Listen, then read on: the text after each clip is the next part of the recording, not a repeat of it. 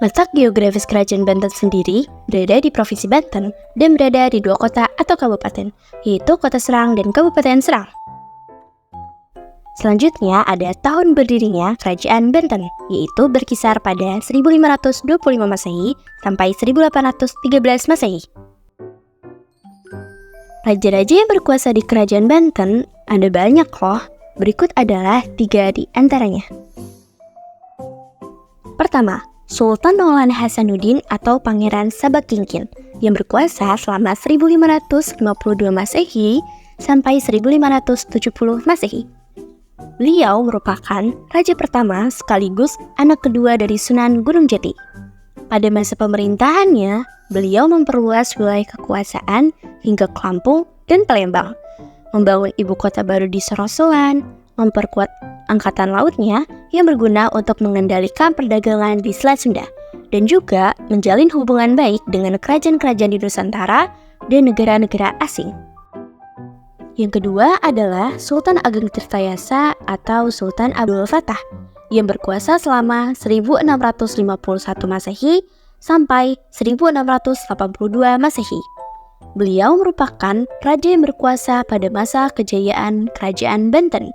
Beliau adalah seorang pemimpin yang cakap dan berani.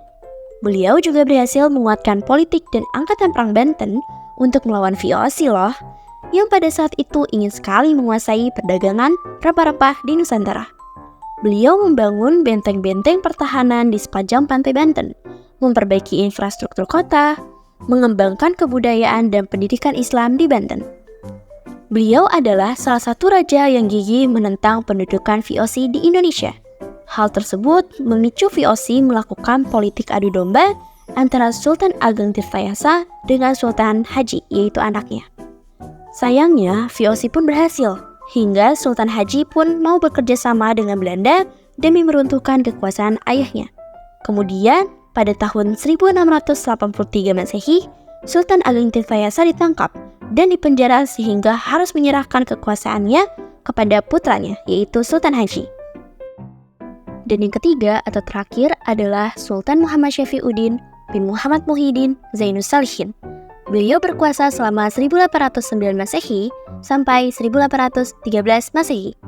Beliau merupakan raja terakhir dari Kerajaan Banten.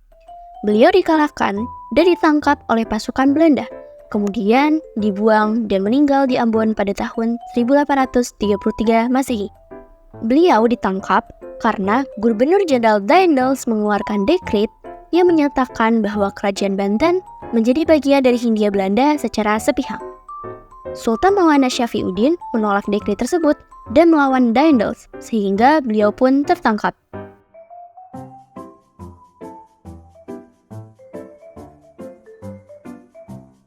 Sunan Gunung Jati berhasil menguasai Banten dengan bantuan pasukan dari Cirebon dan Demak dan mendirikan Kesultanan Banten sebagai kadipaten di bawah Kesultanan Cirebon.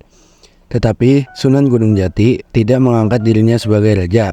Di tahun 1552, Sunan Gunung Jati kembali ke Cirebon dan menyerahkan Kesultanan Banten kepada anak keduanya, yaitu Sultan Maulana Hasanuddin. Perdagangan Kerajaan Banten berkembang pesat didukung adanya pelabuhan. Masa kejayaan, beberapa yang dilakukan Sultan Ageng Tirtayasa adalah: yang pertama, memajukan wilayah perdagangan Banten hingga ke bagian selatan Pulau Sumatera dan Kalimantan. Yang kedua, menjadikan Banten sebagai tempat perdagangan internasional yang mempertemukan pedagang lokal dan pedagang Eropa. 3. Memajukan pendidikan dan kebudayaan Islam. Yang keempat, melakukan modernisasi bangunan keraton dan dengan bangunan arsitektur Lukas Kardel. Yang kelima, membangun armada laut untuk melindungi perdagangan dari kerajaan lain dan serangan pasukan Eropa.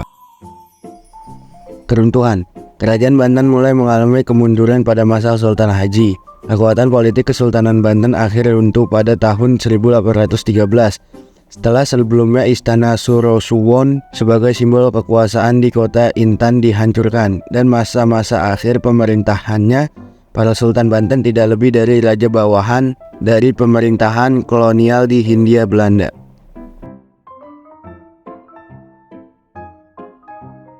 Kehidupan politik pada Kesultanan Banten menempatkan Islam sebagai landasan kehidupan politik kerajaan. Sultan pun tidak hanya berperan memimpin kerajaan tetapi juga bertindak sebagai pendiri, pembangun dan pengembang kota pelabuhan. Dalam perkembangannya, Banten berfungsi sebagai pusat politik, perekonomian, dan keagamaan Islam. Di masa pemerintahan Sultan Abdul Mafakir Mahmud Abdul Qadir, kerajaan Banten mulai terusik politik kolonialisme Belanda. Perlawanan terhadap Belanda memuncak ketika Sultan Ageng Tirtayasa duduk di tampuk kekuasaan kerajaan Banten. Perlawanan keras dari Sultan Ageng Tirtayasa memicu VOC melakukan politik adu domba dengan putranya, Sultan Haji. Lengsernya Sultan Ageng Tirtayasa menjadi tanda berkibarnya kekuasaan VOC di Banten. Akhirnya kerajaan Banten dihapuskan oleh Belanda pada awal abad ke-19. Ekonomi kerajaan Banten bertumpu kepada perdagangan. Kerajaan Banten memegang monopoli perdagangan lada di Lampung yang menjadi komoditas terbesarnya. Hal ini membuat kerajaan Banten berkembang pesat dan menjadi pusat niaga yang sangat penting. Sosial budaya di Kesultanan Banten tergolong stabil, terlebih lagi di masa kepemimpinan Sultan Ageng Tirtayasa. Kala itu perkembangan ajaran Islam semakin pesat, dan Sultan pun juga memperhatikan kesejahteraan rakyat. Sultan Ageng Tirtayasa juga berjasa dalam mengusir VOC dari Batavia hingga menerapkan sistem perdagangan bebas. Penduduk Banten pun hidup berdampingan yang terdiri dari berbagai etnis seperti Jawa, Sunda, Bugis, Melayu, Bali, hingga Makassar. Berikut adalah peninggalan-peninggalan kerajaan Banten. Pertama, Masjid Agung Banten, didirikan oleh Sultan Maulana Hasanuddin dan dibangun pada tahun 1560 Masehi. Kedua, Benteng Spilwijk, didirikan pada tahun 1682 Masehi dan dirancang oleh Hendrik Kardil. Nama dari benteng ini sendiri diambil dari nama gubernur VOC, yaitu Cornelis Jans Spilman. Yang ketiga, Meriam Ki Amuk. Meriam ini berada di depan Masjid Agung Banten, yang dulunya dipergunakan untuk menjaga pelabuhan Karang Hantu yang berada di Teluk Banten. Yang keempat, Keraton Solosowan, yang dibangun sekitar tahun 1552 Masehi sampai 1570 Masehi pada masa pemerintahan Sultan Maulana Hasanuddin.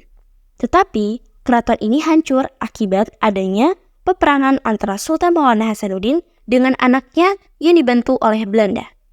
Dan yang terakhir ada Danau Tasikardi, yang dibuat pada masa pemerintahan Panembahan Maulana Yusuf yang berkuasa selama 1570 sampai 1580 Masehi. Danau ini memiliki peranan ganda, yaitu menampung air dari Sungai Cibanten demi pengairan sawah dan memasok air ke keraton dan masyarakat sekitarnya.